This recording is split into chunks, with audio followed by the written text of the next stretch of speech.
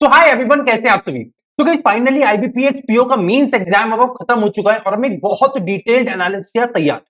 अब देखो हुआ क्या कि भाई मेंस एग्जाम में ना जनरली हमारी तैयारी क्या रहती है भाई, हमारा एम ये रहता है कि हम क्वांट की बहुत अच्छे से तैयारी करके चले जाएं। बिकॉज भाई इंग्लिश तो हमसे बनेगा नहीं और रीजनिंग तो इतना ज्यादा कोई मुश्किल आएगा नहीं, रीजनिंग तो हम बना ही लेंगे। बट आज हुआ क्या भाई, सरप्राइज एलिमेंट आ गया पूरे पेपर में, रीजनिंग का पेपर। भाई आज रीजनिंग बनाए ना बने, भाई रीजनिंग ने आज बच्चों को रुला दिया।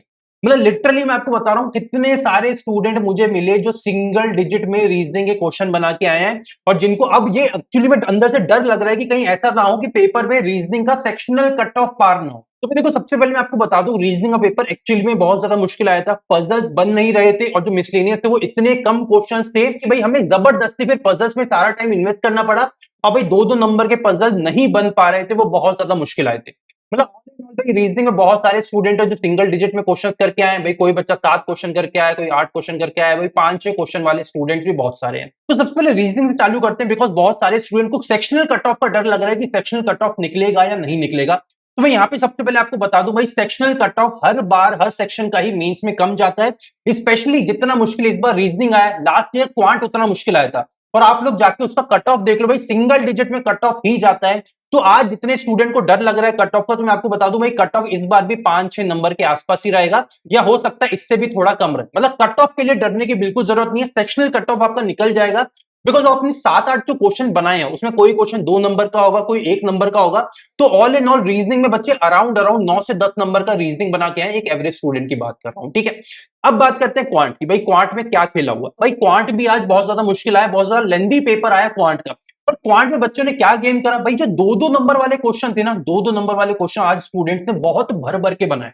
भाई 2 डीआई आए थे। भाई पहला डीआई आपका आया था मंडे ट्यूसडे, इसमें एम की वैल्यू फाइंड करनी थी। बहुत सारे स्टूडेंट से क्या गलती हुई, वो एम की वैल्यू फाइंड करते करते उन्होंने इतना ज्यादा वहां पे टाइम वेस्ट कर दिया, फिर ना तो एम की वैल्यू निकली और जब थोड़े टाइम बाद मतलब नर्वस बहुत ज्यादा हो गए, जब हमसे क्वेश्चन नहीं बने, टाइम बहुत ज्यादा दे दिया। अब उस नर्वस वाले फेज में जब दूसरे डीआई पे गए तो दूसरा डीआई बिल्कुल हलवा था। भाई वो वाले डीआई में आप लगा लो 5-6 मिनट में बच्चों ने 4-5 क्वेश्चन बना लिए दूसरे डीआई के। मतलब 6 मिनट में 8 से 10 नंबर बहुत सारे स्टूडेंट ने पक्के करे। इसके अलावा जिन्होंने बच्चे एम वाली वैल्यू में नहीं फंसे और तो दूसरा डीआई भी बना लिए, तो बहुत सारे स्टूडेंट वो हैं जो 7 से 8 या 10 क्वेश्चन तक भी 2-2 नंबर वाले बना के आए हैं।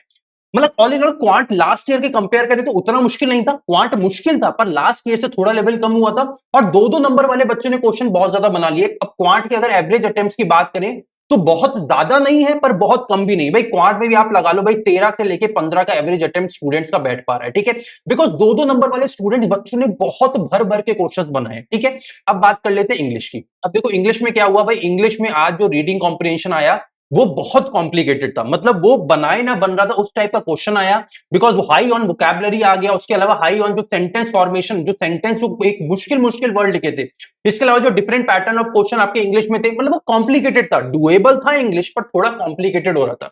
तो इंग्लिश में भी स्टूडेंट ने वही आप लगा लो मोटा मोटा 15 से लेके 18 क्वेश्चन के एवरेज बनाए, ठीक है। फाइनली बात करते हैं जीए। भाई जीए में क्या गेम हुआ, भाई जीए में जो असली गेम हुआ वो क्या हुआ भाई, जो मैं बार बार आपको चिल्ला रहा था कि भाई आखिरी के 2 से 3 महीने का कम से कम जीए पढ़ लो, मेन गेम वहीं से होने वाला है। भाई सारा का सारा गेम वहीं से हो गया। भाई मैक्सिमम क्वेश्चन जिन बच्चों ने अकेले अक्टूबर और सितंबर पढ़ के गए होंगे, भाई वो स्टूडेंट भी 20+ क्वेश्चन करके आ गए। हाँ पर एक ही यहाँ पे शर्त थी कि भाई आप लोगों ने डिटेल में जीए जरूर पढ़ा होना चाहिए। भाई करंट अफेयर्स डिटेल वाले ही यहाँ पे सारे पूछे गए। तो ऑल इन ऑल भाई जीए में भी आप लगा लो अराउंड अराउंड 20 के आसपास क्वेश्चन स्टूडेंट करके आ गए। तो अगेन अगर इसको रैप अप करें तो भाई रीजनिंग में अराउंड अराउंड 9 से 10 नंबर का बच्चा रीजनिंग बना के आए। नंबर ऑफ अटेम्प्ट्स की बात नहीं कर रहा हूं, ओवरऑल स्कोर की बात कर रहा हूं कि भाई 8 से 10 नंबर का रीजनिंग बच्चे अटेम्प्ट करके आए, ठीक है। और यहाँ पे एक्यूरेसी 100% के आसपास चल रही है। बिकॉज देखो जो मेन एक्यूरेसी हमारी गिरती है वो होता है क्रिटिकल रीजनिंग में, पर बहुत सारे स्टूडेंट आज क्रिटिकल रीजनिंग को पूरा अवॉइड करके गए थे। जबकि मैंने आपको बताया था कि भाई जो कंक्लूजन वाले क्वेश्चन थे, जो मतलब मैंने आपको इजी तरीका भी बताया था, अगर आपने वो इजी तरीका फॉलो करा होगा, जैसे 2 स्टूडेंट ने मुझे बताया कि भैया आपका वाला तरीका फॉलो करा तो क्रिटिकल रीजनिंग के एक एक क्वेश्चन हम बना के आए हैं, तो अच्छा है। और एक्यूरेसी भी उनकी 100% ही बता रहे हैं। तो भाई रीजनिंग में 8 से 10 क्वेश्चन एक एवरेज अटेम्प्ट हो गया हमारा। क्वांट में बात करें तो भाई 13 से 15 का स्कोर की बात कर रहा हूं मैं, अभी 13 से 15 स्कोर क्वांट में आ गया। इंग्लिश में 15 से 18 हो गया, पर अगर इंग्लिश आपकी अच्छी है तो भाई मैं यहाँ पे बोलूंगा एटलीस्ट आपका 20 के आसपास इंग्लिश में आना चाहिए था। वहीं जीए की बात करें तो 20 के आसपास हो गया। मतलब अगर ऐड करें तो भाई 8 से 10 9 एवरेज मान लेते हैं रीजनिंग में, तो रीजनिंग में 9 हो गया, 14 मान लो क्वांट में, तो ये आ गया 23 और आपका यहाँ पे लगा लो 17। 23 और 17 40 और 20 आपका 60, मतलब ऑल इन ऑल अगर 60 नंबर के आसपास आपके चारों सेक्शन मिला के आ रहे हैं तो आप मान लो आपका पेपर अच्छा गया है, ठीक है। इसके अलावा डिस्क्रिप्टिव की बात करें तो भाई वहां पे एसए का एक टॉपिक मुझे पता चला है भाई, वो टॉपिक था आपका डिजिटल बैंकिंग के ऊपर कि भाई उसके प्रोज क्या है, उसके कॉन्स क्या है, मतलब एडवांटेजेस क्या है, चैलेंजेस क्या है, उसके ऊपर एक आपका टॉपिक आया था। इसके अलावा और क्या टॉपिक्स आए थे मुझे नीचे कमेंट करके बताना।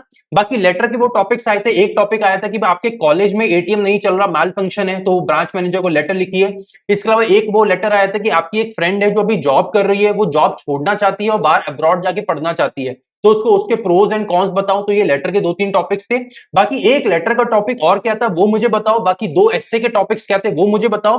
पर ऑल इन ऑल मैं आपको बता रहा हूं रीजनिंग का जो कट ऑफ है वो 5 से 6 नंबर से ज्यादा नहीं जाएगा, हो सकता है इससे भी कम जाए। तो रीजनिंग के सेक्शनल कट ऑफ से बिल्कुल मत डरना, क्वांट का भी कट ऑफ ज्यादा नहीं जाएगा, वो भी सिंगल डिजिट जाएगा। इंग्लिश में आपके अटेम्प्ट 15 से 18 होने चाहिए, अगर अच्छी इंग्लिश है तो 20 प्लस होने चाहिए। जीए में आपने 20 के आसपास क्वेश्चन करे होने चाहिए। पर ऑल इन ऑल अगर भाई जैसा भी आपका पेपर गया भाई, ये सारे क्वेश्चन मिला के अगर आपका स्कोर 60 के आसपास बन रहा है और जो डिस्क्रिप्टिव बिठा के अगर आपके 15 16 17 नंबर डिस्क्रिप्टिव में आप मान के चल रहे हो, तो अराउंड अराउंड अगर आपका स्कोर 77 प्लस आ रहा है तो मुझे लग रहा है आपका पेपर अच्छा गया।